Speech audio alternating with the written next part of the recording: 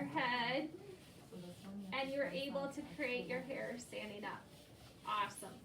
All right, how many of you guys have taken another object and rubbed it together to make friction, and you cause like either something to stand up, or maybe you've had, instead of something standing up, maybe you've had a shock. All right, awesome. So what this is happening is you're having some effects of the friction. So that's the shock is the effect, and your hair standing up is also the effect. Eddie. They changed the other picture on my too. Oh, they didn't they? I didn't even notice that till today. I did.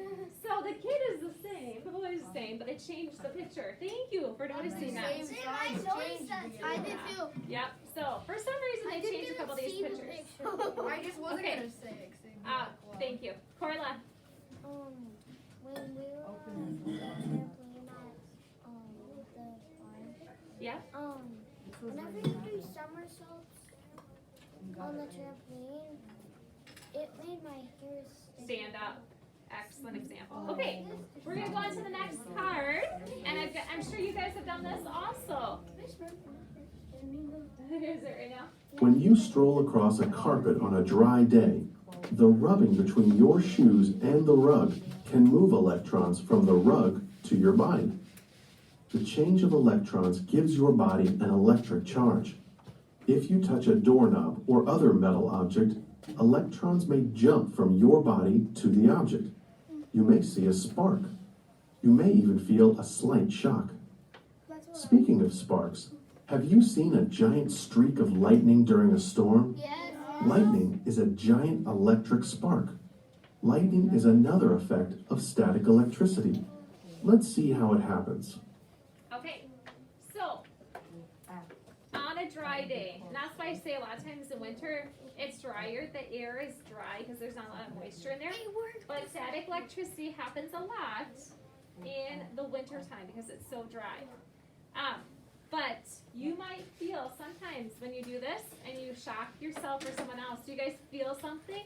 I feel it. I hear it too. And you hear it too. Excellent. Like on the playground too. It's not very loud, but it's a slight, and they use the word slight.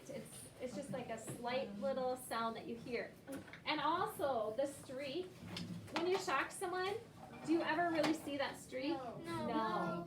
But if you were to do this against like metal, or if you were to do the blanket thing at nighttime, you would actually see that streak. And we know lightning, they talked about it here, is another effect of static electricity, and we definitely can see lightning. Kaden. I was rubbing my feet on the carpet, then I touched that, and it actually worked. Okay, we'll try it in just a I'm second. trying to put my Okay. feet on the carpet. Okay. It's not working. All right, we're gonna do one more card, and then we're gonna give it a try. Okay. All right, our last card. Storm clouds contain small drops of water and ice particles. Sometimes they rub against each other as moving air pushes them upwards. As the drops of water and ice particles rub together, they build up electrical charges. Positively charged particles move to the top of the cloud. Particles with negative charges move to the bottom. As these differently charged particles move past each other, they create a spark. Sometimes one of these sparks travels down from a cloud. When it gets close to the ground, an electric current rushes up from a tall tree or building to meet it. That electric current makes the lightning that people see.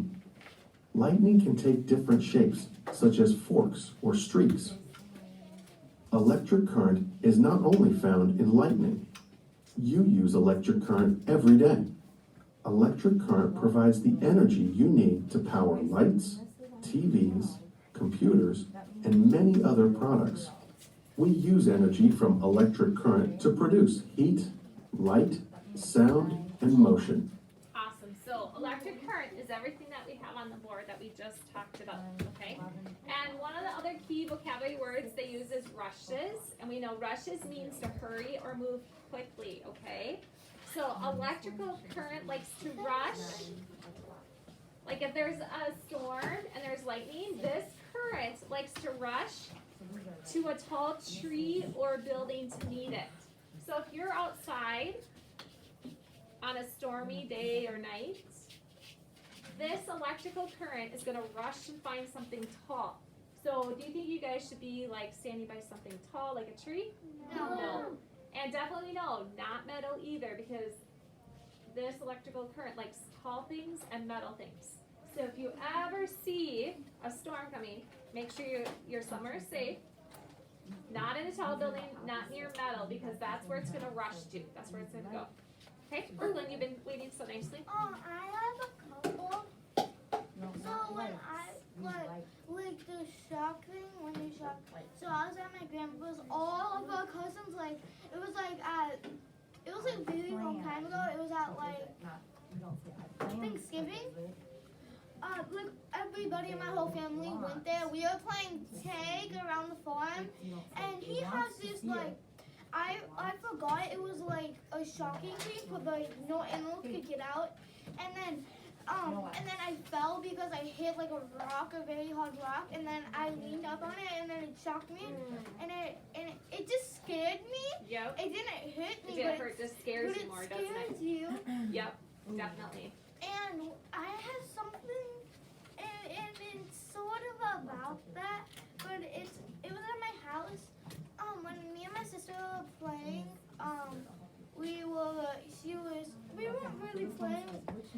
So I was laying under the bed and stuff, and I was stretching on my stuff, and then she went on top of the bed, and she didn't know I was under there, and then she bounced on it, and then it hurt my neck, and then it But that doesn't have anything to do with electrical energy, No, does it? it was something, and then and one of the baby's toys were under me, and then it scared me because I turned it off. Okay, but that has nothing to do with electricity. No. Okay, all right. Couple more, and then we're gonna actually try to make some static electricity. Lewis? Okay. One about electricity and one not. Okay. The first one was not. Can you just go in the middle of the field and can you get shot? You could. Yeah, it depends where that lightning's going. But we're not metal. No, but it's still, you never know when it's gonna strike or where it's gonna strike. You can move quickly. Okay. My second. Okay, Lewis? You know the water tower in Fairmont? Yeah. If somebody's there, That would be a good spot, would then it? it shocks, and one of the bolts, all the There's bolts no go what out. no what ifs. But you could definitely get hurt. Because it's tall and it's metal. It's both. Kaden. I think I know what kind of fence Brooklyn's talking about. My brother touched that kind Oh, like of fence. electrical fence? And he touched it because there was Yeah. I think pigs inside. Yeah. He touched it, he grabbed onto it, and he fell over. Because it shocked He him, started right? falling. Because it hurts. There's There's a reason why they have it, to keep the animals in, or the animals out. Sometimes you don't want deer in, so you might put a fence around. Ingrid. Does she? Does she? On accident. It's not on purpose, but on accident. There's just so much electricity. Wyatt. No, it'd be Okay, make them quick and then we gotta practice this. First thing is,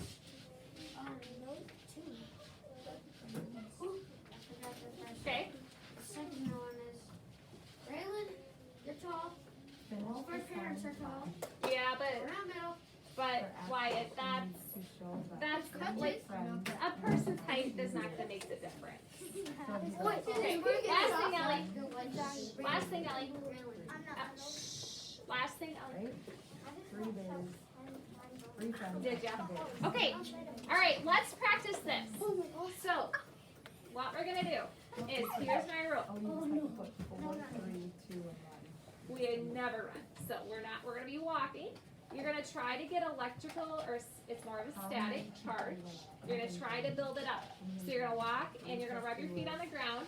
And then you're not gonna touch somebody because we know that it kind of scares us, and it doesn't really hurt, it just kind of scares us. But you're gonna see if you can shock something around the room. Okay? Alright, so go ahead, walking, see if you can make static electricity, and see if you can touch something. Remote learners, you can try this at home.